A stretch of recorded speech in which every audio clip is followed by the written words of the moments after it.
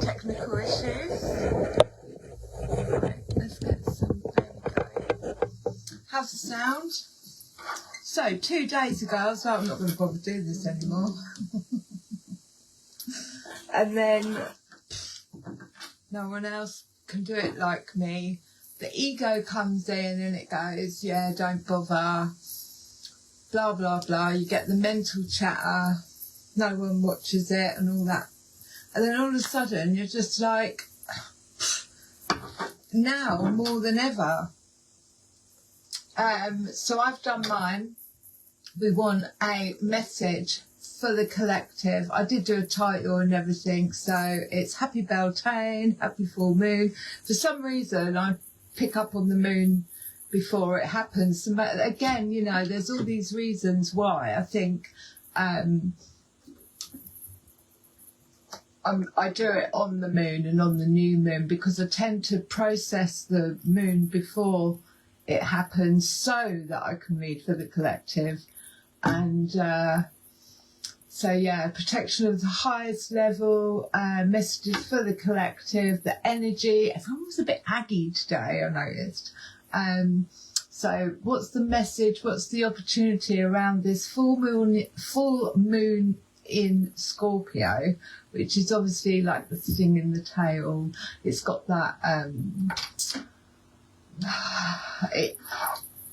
it's the root chakra, it's down there as well, so a lot of stuff can be coming up to the surface. It rules the death card, so let's just ask, let's just see. Yeah, luckily, so we've got magician energy at the bottom of the deck, manifesting energy. Now, Scorpio and that, you know, sexual, I'm going to say it, that energy can be used for manifesting. You can harness it, you bring it up from your, instead of giving it away. I'm not saying there's anything wrong with that if that's what you want to do, but you can harness that energy and you can use it for manifesting. So this is at the bottom of the deck. This is what the opportunities we have at the moment. And the Nine of Swords, there could be a little bit of anxiety. There could be a feeling of like sleepless nights. She feels trapped. Now, Nine of Swords is in the head. Nine of Swords is like a repeating thought pattern that is creating anxiety around something. But the Magician at the bottom is saying, actually, if you change your thought patterns, you can calm your nervous system. Like I said, everyone felt a bit aggy today. You can calm your nervous system and use the energy of the full moon in Scorpio to actually manifest and shift out of this Nine of Swords. So this could be fears. And like I said, you know, a lot of the times just before we're about to either have a big manifestation come in or timeline jump, all these fears come up to the surface. And that could be what's going on with this Nine of Swords. It's like the ego, like I said, it kind of wants to, it creates that, well, you can't. And, you know, it could be wanting to leave your job, but not knowing where you're going to, wanting to, you know, move, not know where you're going to. And it brings up all of this anxiety about, it's fears really. So we're going to get a oracle card around this Nine of Swords, but with the Magician, so that's 9, the next one is 10, and then we go back to 1, which is the Magician. So give me something on the Nine of Swords. Sleepless nights, anxiety, little bits of fear coming up to the surface. It's all for clearing out. And like I say, a change in thought patterns could make that Friendship. Glasses. Oh. Fairies and humans alike need friends. Now is the time to seek out those who will support and encourage you on your journey to fulfill your dreams. It's in purple, so it's protection. There's a hell of a lot of purple going on there. Let's have another look at what she's doing. She's talking to the birds, and the two people behind her have got her back. So there could be anxiety around, has anyone got my back? Because it's interesting that it's almost like she's afraid of the bird in this one, but in this one she's actually talking to it. So friendship at the bottom of the deck, and I'm going to have to get my glasses. Inspiration. Be prepared, as you'll soon receive a visit from the Fairy of Inspiration. Come dusk or dawn. She can call at any time. Now she is literally flying, or she's about to take off, which is what I said about this magician energy. Something is coming in that is either going to give you inspiration or inspire you to take a new step into something maybe that you haven't done before, and that's why there's this bit of anxiety going on. But inspiration, look for inspiration in everything, because it is all around us. We're going to get one from the healing fairies. Inspiration, and sometimes in that anxiety is when we have these like sparks of inspiration. What way up are these? They seem to be a bit too dark. There we go. Nine of Swords and inspiration, and that is I want to point out the purple at the bottom of the card there. That's peace of mind. Peace and protection. And again, this friendship, it's all in purple. It's protection of the highest level. So give me something with this Nine of Swords and inspiration. Be the inspiration. If you have anxieties around money or home or friends or whatever, you know, step out of your comfort zone. That is what it looks like to me. Stepping out of the comfort zone is going to cause a little bit of anxiety, but be the inspiration to do that. Give me something on the Nine of Swords, inspiration, friendship and the Magician. So you could be manifesting new alliances, new friendships. Like I say, Scorpio is the death card, and we are... Beltane is, you know, they light the fires, they burn the dead. It's the beginning of, which is what this year is, the number one magician, manifesting year. What do you want to call in? We have to clear out our fears of change, fears of our capabilities.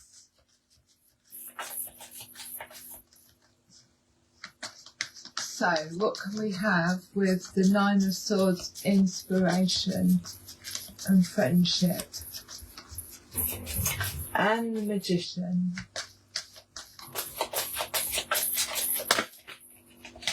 Well, that did want to jump. What does it say? Progress. Let's see if it comes back out. Progress. Boundaries. Now, boundaries, again, she knows where she's going. She's looking in this direction. She is moving from her heart space, and she knows exactly where she's going. She can see in the distance that there's there's a pathway ahead. There's peacocks to the left. I think there's people to the right, but this is reinforcing boundaries and possibly around the heart chakra. This is I only move forward if it feels right in my heart space. So creating strong boundaries. And then we have forward movement. So forward movement is in purple. And again, it's in the air. So being pulled by winged butterflies, birds. She's in a little shell. So again, there's protection there. The shell's purple, there's protection there. She's being pulled forward, movement forward, out of this Nine of Swords, because it is a mental thought pattern. And like I say, she's looking at the bird like she's scared of it. But we've got a lot of purple on the table and pink. Right, give me some more on this Nine of Swords. Forward movement. It's almost like the Chariot. Inspiration. Taking a leap of faith. Two of Swords.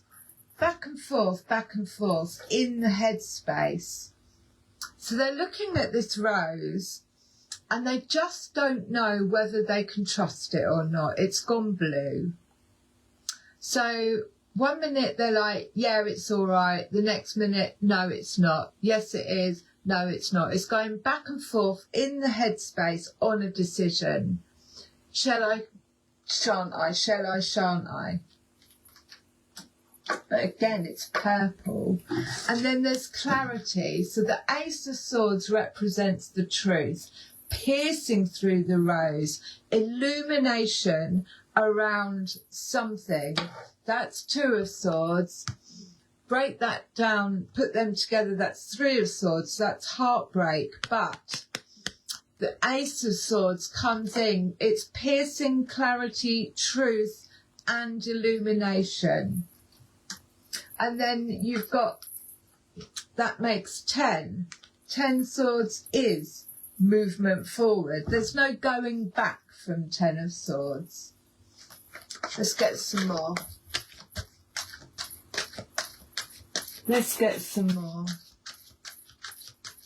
So yeah, it's very weird that she's actually like afraid of this bird and feels almost trapped in what could be a situation. But in the other one, she's talking to the bird and she's got people behind her.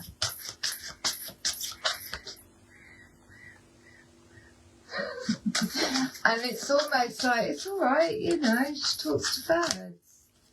Feeling safe, I guess, and you couldn't make it up. So the Three of Cups, bringing three people together, bringing three ideas together, bringing three elements together. So this could be activation in the throat chakra, activation in the third eye of being able to see clearly, and activation in the heart chakra of only moving forward with things that, you know, like that's the boundaries. She could be the boundary queen. I know what direction I'm going in and I'm not going to let anything put me off my path. So this is community. This is bringing like minds together. So when you've done the work in being able, following your intuition, following your heart and speaking your truth, you then attract that around you. And then we've got the Four of Cups. So there is a bit of a, these two, one's very young. I think one's younger than the other one, but they are back to back. It's stagnant energy. Arms crossed, not budging, not actually communicating, boredom. It's gone static. This comes up sometimes in relationships. When relationships get a bit boring, you get the Four of Cups. But that's from the Three of Cups to the Four of Cups. And then we've got the Chariot underneath, which is making a decision. The Two of Swords is a crossroads. A decision has to be made. Do we trust this rose? Do we not trust this rose? And then once that decision has been made, the Chariot comes in. And this is movement forward. This is forward movement. Like I said, this is just like on here, where it's integrating this anxiety about maybe what's coming next. That black thing there could be these sleepless nights, this anxiety, and then taking the reins, integrating it, and then taking the reins, making a decision and moving forward with both the shadow and the light. It's integrated.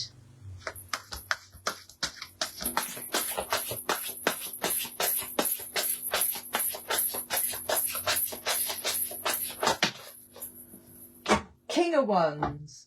King of Wands and the Seven of Swords underneath. So the King of Wands is the divine masculine in us all, who is going out there and building, going out there and using magician energy. He's done his shadow work. He knows it's like the Queen of Wands does her shadow work and then manifests, goes and starts a business. But the King of Wands is in his divine masculine, as in he is taking no shit. Look at him.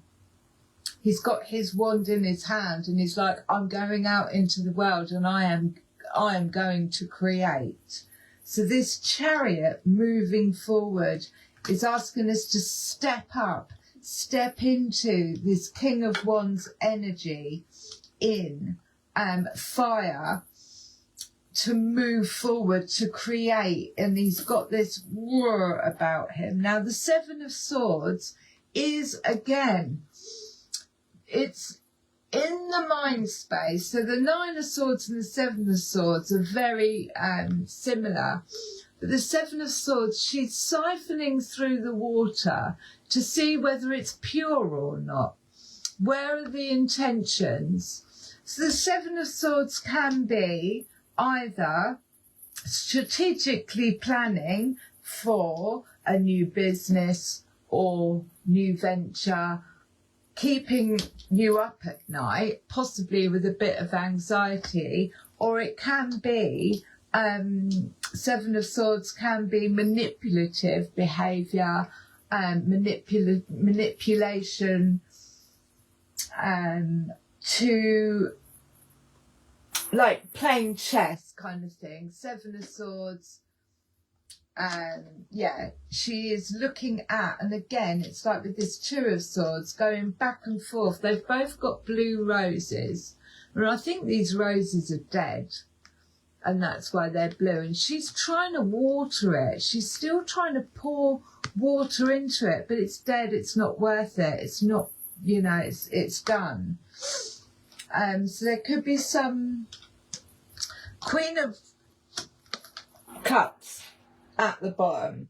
So the Queen of Cups moves from her heart space. She knows her worth. She's mastered her emotions in the divine feminine to be able to express herself and follow her dreams, follow her visions.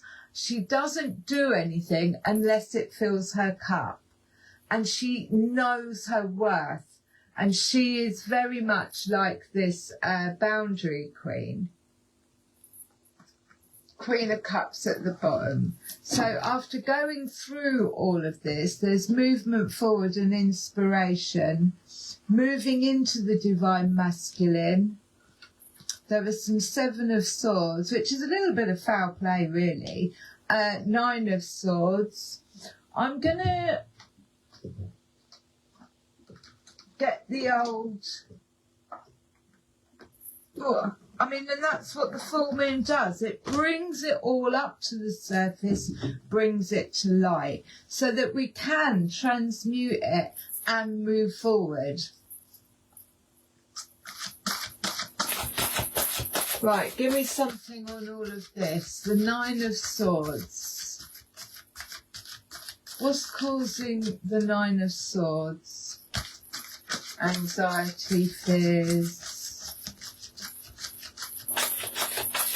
Nine of Swords, Two of Swords, Seven of Swords. That's a lot of mental processing going on. That fell out over there. Four of Swords. So this is saying don't do anything. Four of Swords is healing. He's taking a break. He's sitting at the tree. He's put his swords down by his side. The Four of Swords is like, just take some time out, do some healing, and then there does end up being clarity. But he's like, he's not in a rush to make a decision. And that fell out on the Seven of Swords and the Four of Cups. You've got the Queen of Wands at the bottom, and like I said to you before, I mean, she's all in red, she's all in yellow, she's got a cat underneath her. Look at the fires burning in the background. I mean, it is pretty much like Beltane, feminine, raw. So we've got the King and the Queen of Wands balanced together. That's a power couple, both knowing how to transmute or alchemize shadow work, challenges, and then actually going out, taking that fire into the world and manifesting stuff. They've both got wands. Ten of Pentacles. So the Ten of Pentacles is family, legacy, passing down from generation to generation. And this could be inheritance coming in. This could be creating a legacy. When I see the Ten of Pentacles, it's like there's no lack. There's no lack in being able to manifest abundance. But I do feel very strongly that this is some kind of legacy or a creating of a new legacy in the earth. King and Queen. It's the red of the little girl that's on the floor, the dog representing loyalty. So it's almost like creating, manifesting this Ten of Pentacles, which it looks like this. There's a dog representing loyalty, you know, there's elders, and they're all clumping together, I was going to say. You've got the clumping together, coming together. You've got the Empress at the bottom, and she is pregnant with ideas. It is harvest time. She's sitting on her throne. She's in her divine feminine. And she's going, what am I going to birth next? What am I going to... And under this Scorpio full moon, there could actually be some births happening, very fertile time. But what am I going to bring out into the world whilst I'm nurturing myself and nurturing my ideas and my plans? You know, what is it? She's got her arms full. She's absolutely full of everything that, you know, she wants and needs. And she's given it to herself. Sometimes that, and Seven of Swords again. So like I said, the Seven of Swords and the King of Cups. Seven of Swords. Now we'll go back to the Seven of Swords. As you can see, he's got his head. It's like, oh God, you know, what's going to happen next? How am I going to do this? How am I going to do that? It's and it's keeping him up at night. So Seven of Swords isn't very, I don't see it as a very trustworthy card. We've had it twice now on the deck. So it's like, right, okay. How do we get rid of this? We move into the Four of Swords. We just put the fucking swords down. Put the mental chatter down, put it to one side, have a rest, have a break, do some healing. King of Cups at the bottom. So the King of Cups, again, we've got the King and Queen of Cups. This is mastery of the heart space. This is the King of Cups. I see everything and I make moves from my heart space. He doesn't necessarily share what he sees, but he moves from his heart space. And the Queen of Cups, she does move from her heart space and she's happy in sharing it, but it's mastery of the heart space. This in a person, when your King and Queen of Cups is combined like this, it's mastery of the heart space. It's emotional maturity being crowned in the King and Queen of Cups. So you've got the King and Queen of Wands on the table and the King and Queen of Cups on the table. So there's mastery in healing and magician energy and mastery in the heart space. So that's quite an accomplishment, and it may have taken a bit of sitting up all night.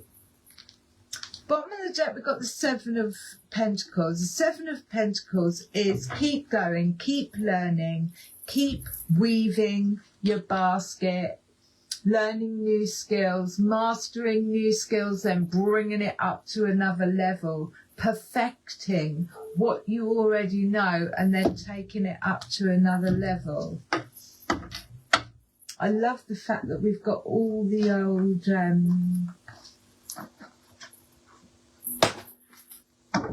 kings and queens, and especially when it's heart space and wands. It's very magician energy. But having all of that balanced is going to look quite inspiring. And a shift out of this Nine of Swords. Eight of Pentacles at the bottom, again, mastering one's craft and making more. Keep going, whatever it is that you're doing. Right, I'm going to the Labyrinth Fairies. That fell out on the Seven of Swords. And then the Journeyman. So, moving forward, 39. Maybe I'm going to need my glasses for this. Let's have a look. She's sitting on a fly garret. So, sunken treasure, discovery of self and adventure. Look at her. Loscuna tells us to pay attention to our dreams. So that is Queen of Cups. Listen to the murmur of the waters, to note the patterns in the damp, fallen leaves, to listen for the distant high sounds of angelic music amongst the stars. She also suggests soothing baths, hot tubs, jacuzzis, trips to near spas, hot springs, and dips in the handiest sea pond, mountain lakes. She's very warm. Look at her feet. They're like frogs, aren't they? It helps to quieten us down and become strong enough to explore her territory, which is the earth, and the waters from the depths to the heights. As important as it is to explore the inner realms, she tells us the exploration of the outer realms is also vital. She suggests that we go to places we've never been, try things we've never done, take classes in subjects we've always meant to study someday, and maybe even learn a language or see where that takes us. Explore widely and deeply in our own world so that we develop an in our spirit. It almost goes without saying that she recommends exploring fairy. She also suggests kissing any metaphorical or actual frogs you encounter to test for princes or princesses, but I don't know how seriously she wants you to take that. Have you ever noticed how people tend not to explore the territory they live in? How they only visit the special places when they are trying to entertain someone from out of town? We do the same thing so many aspects of our lives, and then sometimes we grumble that life is dull. Life is always an adventure for adventurous people and boring for boring people. My grandmother told me this when I was 9, and I expect she got it from Loscula. So I think that's where this anxiety is coming from. There's been this sense of boredom, sense of feeling stuck, and it's bringing up some anxiety, but it's saying get out there, go and find the inspiration. Get out of your head, basically. Right, we've got the journeyman, which is 15. Adventure, independence, polishing our skills, and travel. Oh, he's like the Fool, isn't he? He does look like the Fool, and he's got the full moon on his back. Adventure, independence, and travel. A long path ahead, we hope. This card speaks of the need to perfect skills in working and living, but acknowledge having a sound grounding in the basics. Optimistic, innocent, and willing to learn. Also shows us intuition serves us well, but only if we pay attention to it. Sometimes we're operating from theory alone, and our knowledge may or may not be well grounded in reality. This card does not necessarily refer exclusively to beginnings. It can also signify a progression along a path, moving into the unknown from the known, a new phase or an ongoing process. The card may also represent untested concepts or ideas and suggest a need for balance between the intuitive and the rational as one approaches the unknown. Consider where you are going, what your long-term goals are, and what are you doing that is helping you to move forward. So there's a lot of movement forward here. Yeah, lots of movement forward. And like I said, whenever we're moving into a new phase, and I do feel that it is from activating and mastering this divine masculine and feminine in the wands and in the heart space. Anything else?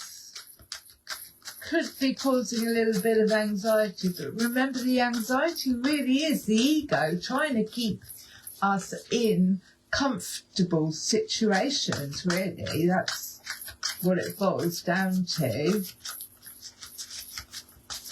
Not wanting to leave your job, not wanting to, leave whatever. And that would create the Two of Swords, the Oak. That would create the Two of Swords, because it will make you go back and forth, back and forth, back and forth. But two lots of Seven of Swords. Can I trust this? Can I trust this? Is it keeping me up at night? If it's keeping you up at night, it's got to go. Fairy Godmother. Number 7, so again, that's about making choices. Now, she's got the crescent moon, she's got an apple in one hand, she's got an owl behind her, signifying her wisdom, and she's got the crescent moon representing her intuitive mind, but the fairy godmother talks to us about gifts, talents, grace, and helpful lessons. She offers us last-minute rescues when she turns up in our readings. Good things may well be happening that we don't think we deserve, or that we do deserve but haven't thought to ask. Almost impersibly, she teaches us about giving and receiving unconditionally, helping us to open our hearts to love and acceptance. She sometimes showers us with abundance. Keep an eye out for unexpected good fortune, especially when you thought you saw bad luck. Remember to say thank you by passing a kindness on to someone else. Practice a little fairy godmothering yourself and see how enjoyable it is.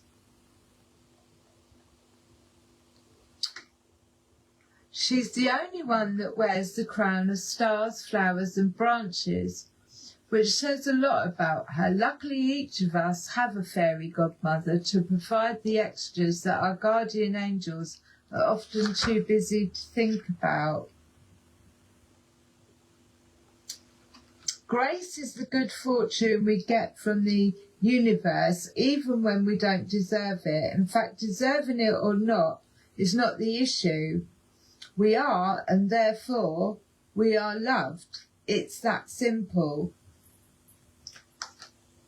And then the Oakmen at the bottom, which is 47. I thought it fell straight out on it then. Strength, ancient wisdom and depth.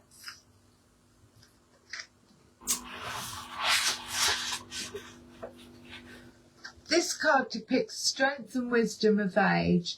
It also reminds us that when we need to know what is truly there to be seen cannot be discovered by a superficial glance and hasty reaction. In a reading, the Oakmen tell us to look slowly and deeply into the heart of the matter and to see past the superficialities of the surface. Consider the history of the situation in depth and learn from the past. Consult others with more experience. Learn from the wisdom of the elders, both those available to you personally and those you encounter in books and elsewhere. In this matter, be wise to make your decisions after more pondering and studying. So that's the Four of Swords. That's taken time out to heal. Put your swords down and have a think.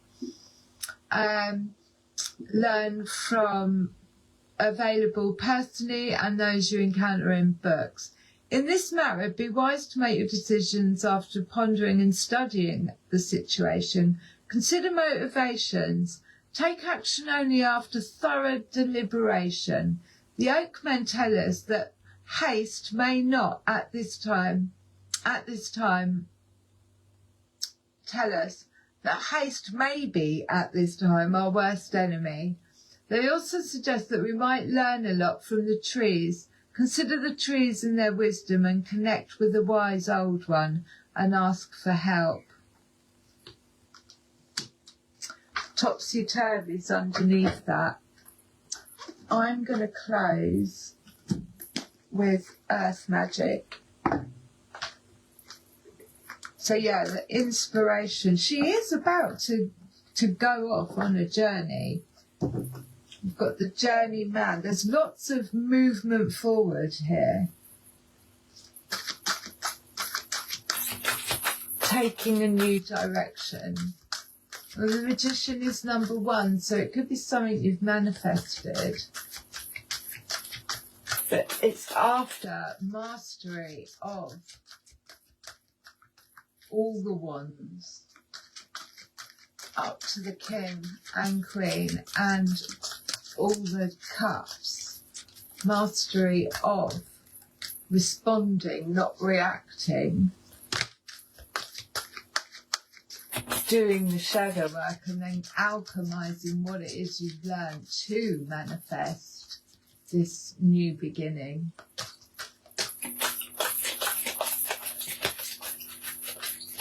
Are we ready? Close with some Earth Magic.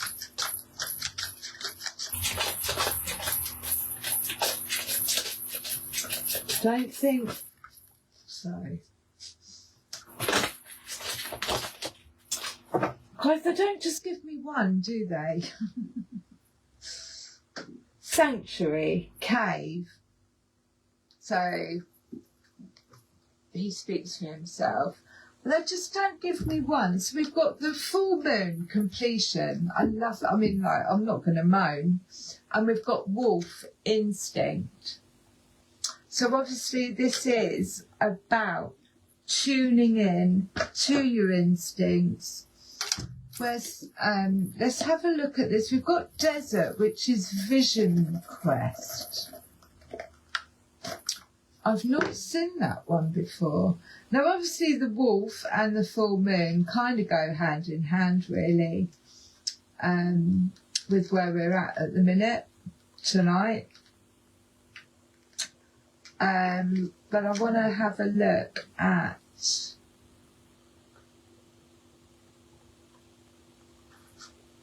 I've got to go, sorry. No, I'm going back. Instinct. Oh, come on, it's only the alphabet.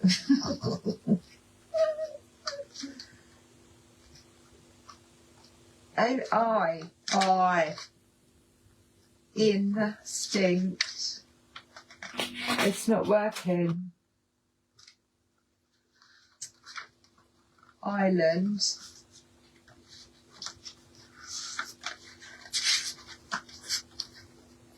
Iceberg. Is it? Oh, it's annoying me. Maybe it's wolf then. I never know which one to look. But what it is screaming at me is go with your gut. Go with your gut instinct. If something feels off, it's off. You've lost touch with your instinctual sensitivities. It is the result of cultural and or religious prescriptions dictating that anything wild and instinctual is threatening and therefore has to be controlled and eliminated. Now is the time to overcome this limiting mindset and tune into these instinctual cues. Let the spirit wolf be your teacher and call upon this benevolent being for help identifying what these specific clues are saying. Shed some of your inhibitions with the only guideline being do no harm. Experiment by getting out of the straitjacket of familiar societal norms and listening to those sensations in your gut that are trying to give you a message. It may be a warning or an urging to take action of some sort, but take a deep breath and simply notice what your body and sensations are telling you. Your mind will be the receiver of that information, and your body and mind can learn to work more closely with each other once again. So it's very much King and Queen of Cups working with King and Queen of Wands. Instincts. Full moon completion. Don't have to read that, do I?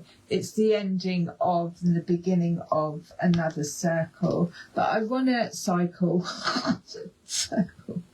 I want to read desert. Oh, I feel loopy. Loopy. Where are we? Desert. Is it desert? Is it vision quest? I mean Christ. Desert.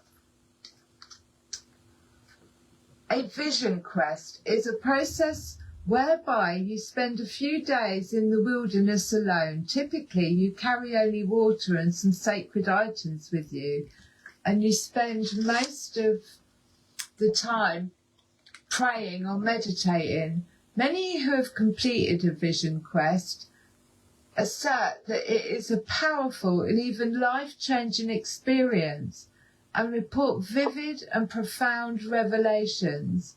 It is said that the desert does not lie.